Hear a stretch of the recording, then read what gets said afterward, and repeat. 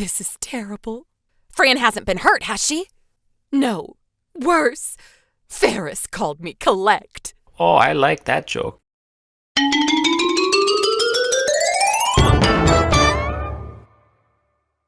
Good morning, afternoon, and evening to all. My name is the Casual Capybara, and welcome back to another Casual Capybara Critique. So, a big talking point in animation is animation on the internet, made by either big groups, small groups, or independent peoples. I should know, I've talked about a few myself. But one thing I've seen making its rounds is this meme that's jokes about how most internet animation fans only know surface-level stuff. The Has-Been Universe, Glitch Productions, and so on and so forth. Nothing that niche. So this meme sort of inspired this review of today's topic, Fanny and the Pack, made by Montana Uragao and a handful of other people. That's so few. I can count it on one hand. As it stands at one season of 6 episodes with a runtime of 40 minutes estimated. And if you want to talk niche, in total this show in its entirety has about an estimated 83.5 thousand views at the time of recording. Not even enough to break 100,000. But enough faffing about. Fanny and the Pack is a modern Western-style comedy/action/adventure cartoon inspired by, oddly enough, old-school Hanna-Barbera TV shows that follow an outlaw, Fanny Fennick, and her gang of felony-felling Fennick foxes, say that 5 times fast, who conveniently are all named out in roll calls, saving me the extra breath. Fawn? Here. Faith? Here. Ferris? Here. Fiona? Here. Philomena? Presente. Fortune and Fame? Here. Here. Fran? Fran?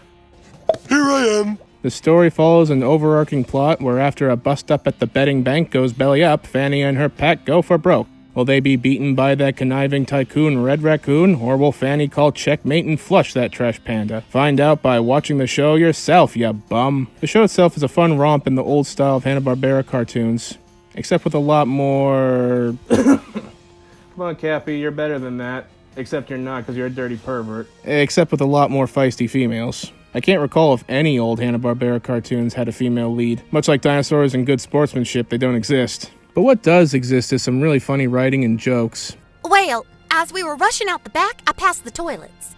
I already hate where this is going. Including a really good one referring to a house. So, moving on to the animation. It's mostly okay. It's a pretty faithful recreation of old Hanna-Barbera tunes, even down to the 4:3 aspect ratio. But it's got a big issue. I'm not sure if it was intentional, but when characters talk, most of the time it's just their mouths moving and not much else. It's very jarring. In old Hanna-Barbera cartoons, when characters talk, they would have at least some amount of head movement, but none here. If the characters had at least eye blinking and pupil movement, then I'd be a bit more accepting of the limited animation, but without that, the characters look like those ventriloquist dummies with the wooden heads and painted-on eyes, just emotionlessly flapping their jaws. So, our fiendish foe has friends on the force, huh? And he's fitting to finger the funds from the bounty and insurance?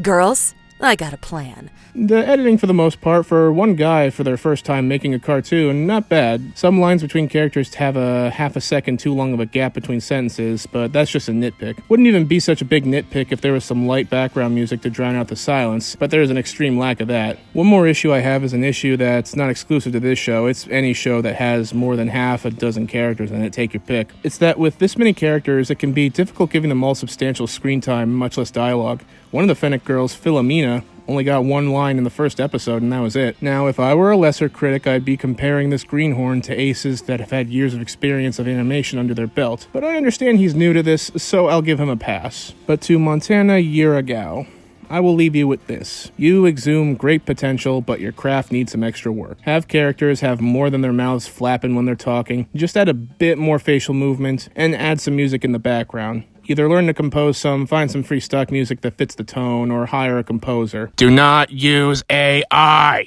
Apart from these aspects that need work, I give Fanny and the Pack a solid B+, and I encourage people to check it out. So with all that, Rachel, Mandrake, close me out. I'm just surprised Cappy went that whole review without making a breast joke. That's because his breast jokes are typically the liver worst. With that being said, I am the Casual Capybara, and thank you for watching.